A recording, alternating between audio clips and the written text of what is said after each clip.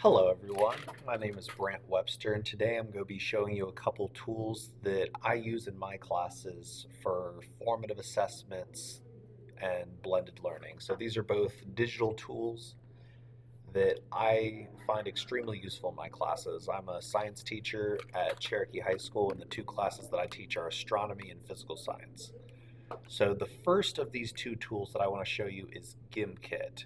My school district does not pay for Gimkit, but individual teachers that find it valuable can pay for a subscription or share a subscription, so I've heard. And this is one that I use a lot in my astronomy and physical science classes. Particularly, I use this a lot on the day before a test.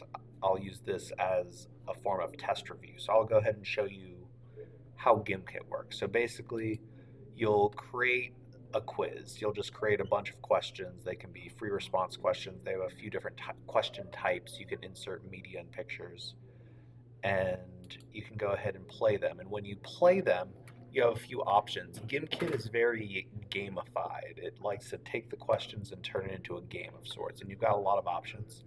The two options that I personally use most in my class are Don't Look Down and Fishtopia. So if I go ahead and select Fishtopia and click continue, you have a lot of options. You can decide how long you want the game to last, and the game will run live in the class. You're able to select to allow students to join late if they're busy getting stuff together, they're not quite ready, and they're going to join at a later time.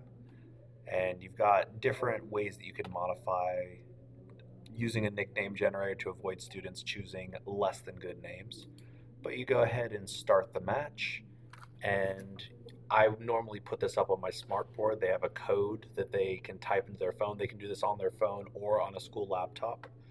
And once they start the game, then in this particular game, what they do is they go over here, they answer questions. Our sun is the same as other stars, except our sun is in our solar system. So they get bait if they get it right, or they might get it wrong, and it'll tell them what the correct answer is. And it has a timer to prevent them from just spamming it. And in this particular game, once they get that bait, they come over to the pond, cast their fishing rod, boom, they collect fish, and then they can sell those fish and use that money to buy more gear and unlock new locations. So that's Gimkit. I love it for test review for all my classes. Now I want to come on over to Wayground, which was formerly called Quizzes, but it is now called Wayground. I use this mostly in my physical science class because of one really cool feature. If you use PhET labs in your class, which are a pretty popular lab simulation tool, a lot of the PhET labs have Wayground integration. And so this is the gas laws PhET lab that I used in my physical science class. So there's a set of questions that were made by public contributors, but you could also edit these, add, subtract, whatever you need from this. And if I go ahead and preview what it would look like as a student, then this is what you would get as a student. You end up with questions off to the side here and the simulations right here. So you have a question about the simulation, observed behavior of gas, what happens to the speed of the gas particles as the temperature increases. So you can just go ahead and increase the temperature and see how the gas particles are affected by an increase in temperature. And they can just see, hey, it looks like as the temperature increases, the pressure increases. And it looks like those gas particles are speeding up when I increase the temperature. So I can go ahead and say that these particles are moving faster. So there we go. That's what you can do with Wayground. You can have a full set of questions, lots of really good stuff. I really love it for labs and PhET simulations.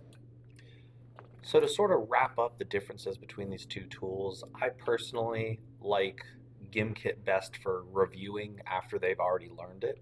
And then I find Wayground is much better for initial learning, especially with these PhET simulations integrated into them. Some of the limitations of these two tools are that Wayground or in Gimkit, if you wanted to use more answer types like having students draw something, then that could be challenging. But I believe that Wayground has ways to do complicated answer selections like that. But yeah, thank you so much. Have a wonderful day.